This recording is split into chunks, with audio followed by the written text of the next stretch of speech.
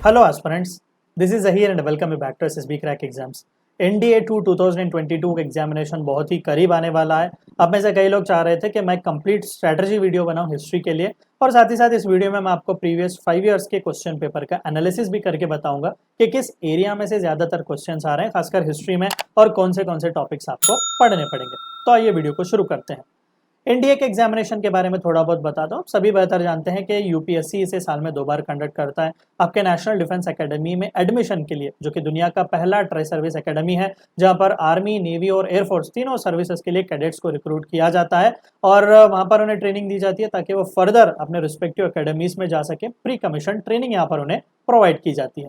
तो जाहिर सी बात है कि one of the most prestigious institution है।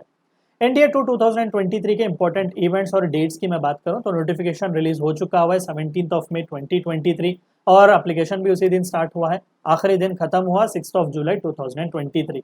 एडमिट कार्ड एग्जामिनेशन के 2 या 3 हफ्ते पहले आ जाएगा। upsc.gov.in में होस्ट किया जाता है और जब रिलीज होंगे हम आपको अपडेट कर देंगे, आप बेफिक्र रहिएगा। एग्जामिनेशन है 3 सितंबर 2023, संडे का दिन है और रिजल्ट जो है वो नवंबर या अक्टूबर के महीने में मोस्टली रिलीज हो सकता है। 2 पेपर्स आपको यहाँ पर देने पड़ते हैं, एक मैथमेटिक्स का होता है, दूसरा जनरल एबिलिटी टेस्ट। अब मैं आपको फर्दर इनमें सेक्शंस क्या क्या है मैं उनके बारे में बता दूं। देखिए, मैथमेटिक्स का फर्स्ट पेपर होता है 120 एमसीक्यूज होते हैं, ऑब्जेक्टिव टाइप यहाँ पर क्वेश्चंस होते हैं और पेन और पेपर बेस्ड यानी कि ऑफलाइन ही एग्जाम होता है, ऑनलाइन नहीं होता। तो टोटल 300 मार्क्स के लिए मैथमेटिक्स का पेपर होता है। हर करेक्ट आंसर के लिए 2.5 मार्क और हर रॉन्ग आंसर के लिए -0.83 मार्क्स आपके कट जाएंगे, ये तो कन्फर्म है। जीएटी जनरल अवेयरनेस टेस्ट की अगर मैं बात करूं सेकंड पेपर, तो यहाँ पर 2 सेक्शंस आपको देखने को मिलेंगे, एक इंग्लिश हो गया, दूसरा आपका जीके हो गया। सो एक ही पेपर है, पेपर 2, इसमें इंग्लिश और जीके दोनों सेपरेट सेक्शंस होते हैं। इंग्लिश में आपको 50 एमसीक्यूज देखने को मिलेंगे और जीके में 100 एमसीक्यूज। यहाँ पर वेटेज सेम ही है, यानी कि हर करेक्ट आंसर के लिए आपके लिए जो है ना वो 4 मार्क दिए जाएंगे और हर रॉन्ग आंसर के लिए -1.33, यानी कि इंग्लिश के 50 क्वेश्चन के लिए 200 मार्क और जीके के 100 क्वेश्चन के लिए 400 मार्क्स। और अभी सितंबर 3 को आप पूरा 270 एमसीक्यूज फेस करेंगे 900 मार्क्स के लिए। मैं आपके साथ इस स्ट्रेटजी वीडियो में जीएटी जीके सेक्शन के बारे में, खासकर हिस्ट्री के बारे में डिस्कस करूंगा, ठीक है। तो ओवरऑल मैं आपको जीएटी सेक्शन की बात करूं तो यहाँ पर जीएस और ह्यूमैनिटीज दोनों सेक्शंस देखने को मिलेंगे। जीएस में आपको फिजिक्स, केमिस्ट्री और बायोलॉजी देखने को मिलेगा। ह्यूमैनिटीज में आपको geography, history, polity, static GK, current affairs and defence updates देखने को मिलेंगे। तो इस वीडियो में मैं आपको हिस्ट्री के बारे में डिस्कस करूंगा। अब देखिए, पिछले 5 साल का ट्रेंड अगर हम देखें तो रफली नंबर ऑफ क्वेश्चंस जिस एरिया से पूछे जा रहे हैं, तो सबसे ज्यादा फिजिक्स में आते हैं, 21 से 25 एमसीक्यूज पूछे जाते हैं। केमिस्ट्री में 15 से 18 एमसीक्यूज हमें देखने को मिलता है। बायोलॉजी में 8 से 12 एमसीक्यूज हमें देखने को मिलते हैं। ज्योग्राफी में 15 से 18 एमसीक्यूज, हिस्ट्री में 15 से 17। अगर जनरल साइंसेस में फिजिक्स सबसे ज्यादा है तो जनरल अवेयरनेस या फिर ह्यूमैनिटीज में ज्योग्राफी के बाद सबसे ज्यादा हिस्ट्री में ही हमें एमसीक्यूज देखने को मिलते हैं। पॉलिटी में 3 से 5 आ जाते हैं और आखिरी current, defence affairs and static GK में से 11 से 15 एमसीक्यूज हमें देखने को मिलेंगे। तो आपके नोटिफिकेशन में ही सेक्शन डी अगर आप देखेंगे सिलेबस में तो क्लियरली आपको दिया गया है हिस्ट्री, फ्रीडम मूवमेंट्स एक्सेट्रा, यानी कि आपके हिस्ट्री का सिलेबस। ध्यान से एक बार पढ़ने की कोशिश करते हैं। अब broad survey of Indian history. Broad survey यानी कि क्या, आपको बस ब्रीफली पढ़ना है, इन डिटेल बिल्कुल भी नहीं पढ़ना है। यही सबसे बड़ी गलती आप करते हो। Broad survey of Indian history, ancient से लेकर मॉडर्न तक क्या कुछ हुआ, बस टाइमलाइन याद रखेंगे तो काफी होगा। With special emphasis on culture and civilization, कैसे एवॉल्व हुआ हमारा कल्चर, हमारा सिविलाइजेशन, ये आपके लिए काफी होगा, ठीक है। फ्रीडम मूवमेंट हमारे, उसमें कौन से इंपॉर्टेंट से मूवमेंट्स रहे हैं, खासकर गांधीयन एरा आपके लिए बहुत ही इंपॉर्टेंट है। Elementary study of Indian constitution and administration, इसके बारे में पॉलिटी स्ट्रेटजी वीडियो में भी मैंने बात की हुई है, एक बार जाकर वो वीडियो भी जरूर देख लीजिएगा।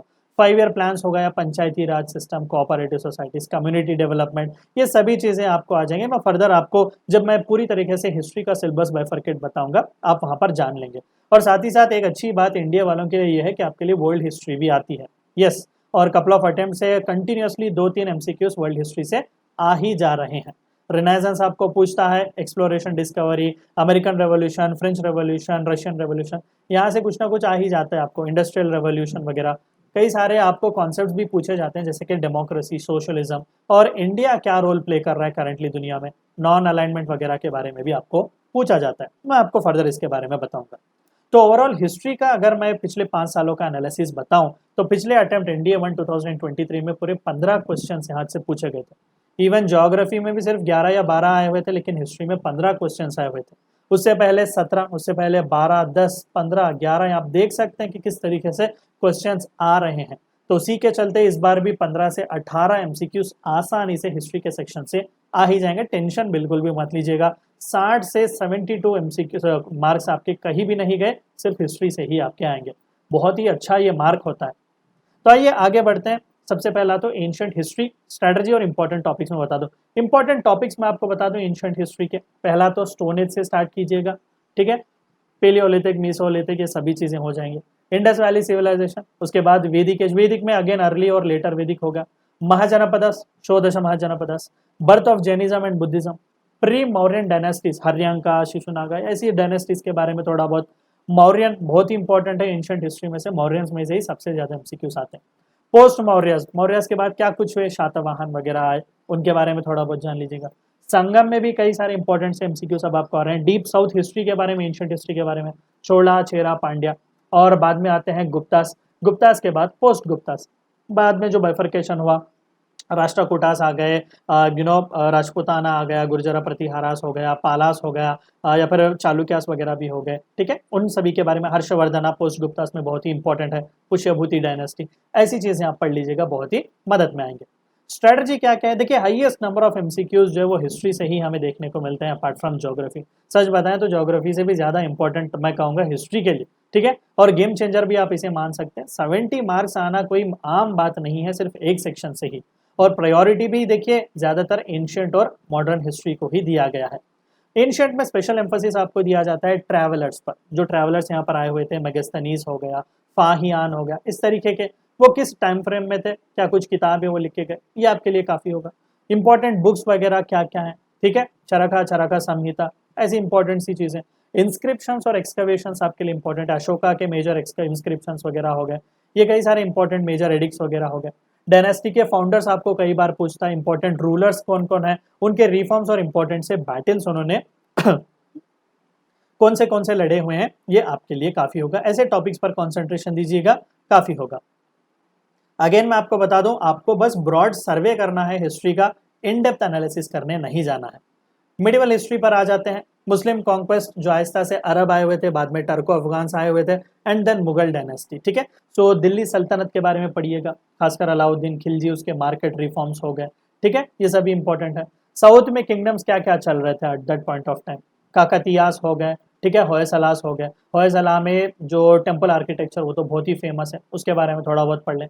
विजयनगर एम्पायर में एनडीए वालों के लिए direct factual question Vijayanagar empire से कई सारे सालों से आ ही रहे हैं, जैसे कि महानवमी दिब्बा का होगा, कई बार ये रिपीट भी हो चुका हुआ है। श्री कृष्ण देवराया ने जो आमुक्ता माल्यदा लिखा हुआ था, तेलुगु में लिखा हुआ था, बहुत ही जबरदस्त सी किताब थी, इसके बारे में ऐसा पढ़ लीजिएगा। मुगल एम्पायर बहुत इंपॉर्टेंट है, ठीक है, जो भी मुगल शासक आए, जो कुछ भी उन्होंने कंस्ट्रक्शंस किए, रिफॉर्म्स जो कुछ भी उन्होंने लाए, ठीक है, जो कुछ भी कंस्ट्रक्शंस वगैरह, खासकर अकबर ने जो 10 साला सिस्टम, मनसबदारी सिस्टम लाया हुआ था, उसके बारे में। शाहजहां के कंस्ट्रक्शंस हो गए, जहांगीर के पेंटिंग्स वगैरह हो गए। भक्ति और सूफी मूवमेंट्स बहुत ही इंपॉर्टेंट है। पूरी मेडिवल हिस्ट्री एक जगह, भक्ति सूफी मूवमेंट एक जगह। कई बार आपको डायरेक्ट भक्ति सेंट्स और सूफी सेंट्स के बारे में पूछा जाता है।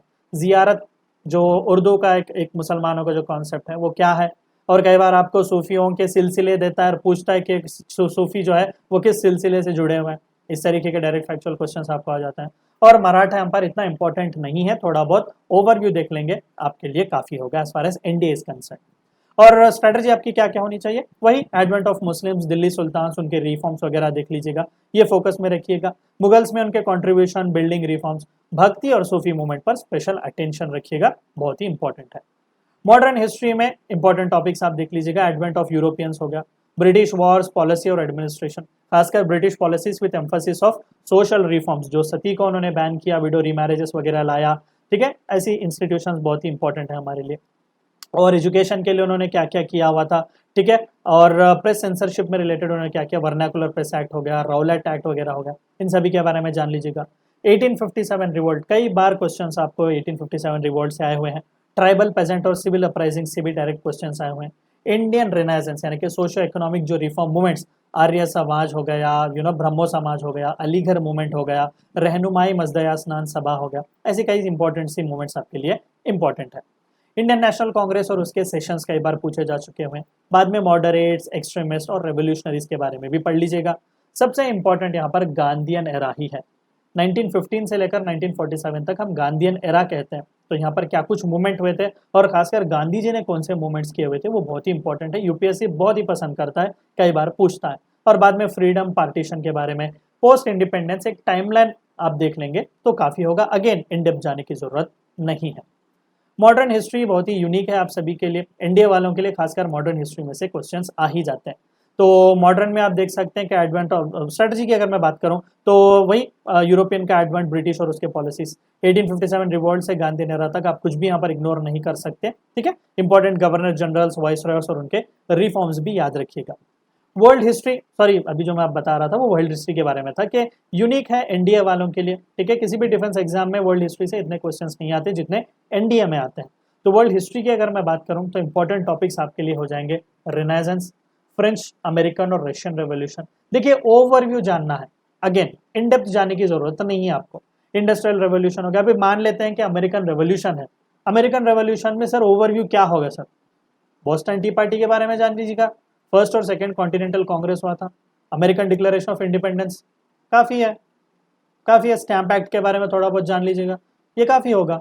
वर्ल्ड वॉर 1 और 2 के बारे में भी बस ब्रॉड ओवरव्यू के एक्सिस कौन था, अलाइड सेंट्रल पावर्स वगैरह कौन कौन थे, कौन किसके साइड था, पोलैंड को हिटलर ने इन्वेड कब किया हुआ था, बेसिक सी चीज। और कॉन्सेप्ट ऑफ वन वर्ल्ड, ठीक है, यूएन पंचशील वगैरह हो गया, डेमोक्रेसी, सोशलिज्म, कम्युनिज्म जैसे कॉन्सेप्ट्स हो गए, और इंडिया प्रेजेंट वर्ल्ड में क्या रोल निभा रहा है इसके बारे में इंपॉर्टेंट है। वर्ल्ड हिस्ट्री स्पेशली अटेंशन आपका होना चाहिए बच्चों, क्योंकि एटलीस्ट 2-3 एमसीक्यूज पिछले कपल ऑफ अटेम्प्ट से मैं देख रहा हूँ बहुत अच्छे खासे आपको वर्ल्ड हिस्ट्री से पूछ रहा है। तो अमेरिकन, रशियन और फ्रेंच रेवोल्यूशन, साथ ही साथ वेस्टर्न रिनेसेंस और इंडस्ट्रियलाइजेशन भी ध्यान में रखो। तो विद दिस आपका हिस्ट्री भी बच्चों कवर हो जाएगा। थोड़ा बहुत इंपॉर्टेंट से टिप्स मैं आपको बता दूं, हर सब्जेक्ट के लिए सेपरेट डेडिकेटेड नोटबुक रखें, अपने आप को basic information, complete conceptual analysis तक ही रखें, इन डेप्थ जाने की कोशिश मत करें। जितना भी मटेरियल अवेलेबल है उसी को पढ़ें, बार बार पढ़ें। कोई भी डाउट हो बच्चों, you can get back to us support@ssbcrackexams.com and I wish you all the best for your upcoming NDA examination. Video को एंड करने से पहले आप सभी को एक और बार याद दिला दूं कि एसएसबी क्रैक एग्जाम्स के पास एनडीए से related full fledge online course available है, बहुत ही अफोर्डेबल प्राइसेस में है। लाइव क्लासेस आपको देखने को मिल जाएंगे, notification, examination detail, success stories हो गया, ठीक है, साथ ही साथ आपको कॉन्सेप्ट लेक्चर्स हो जाते हैं, सैम्पल प्रैक्टिस टेस्ट, क्विज वगैरह कई सारी चीज़ें आपको यहाँ पर देखने को मिल जाएंगी, तो जाकर जरूर चेकआउट करें। Apart from that, we also provide you courses like CDS, AFCAT and SSB online interview course, Territorial Army, MNS and Warrior Return is a code which you should use so that you get 10% discount. Meet you next time. Until then, stay healthy, stay safe. Thank you for watching my video. जय हिंद। अगर आप एक defence aspirant हैं और SSB interview, NDA, CDS, AFCAT जैसे exams के लिए prepare कर रहे हैं तो आप एसएसबी क्रैक एग्जाम्स के कोर्स को चेक करना ना भूलें। आप हमारी लर्निंग एप्लीकेशन को गूगल प्ले स्टोर से भी डाउनलोड कर सकते हैं।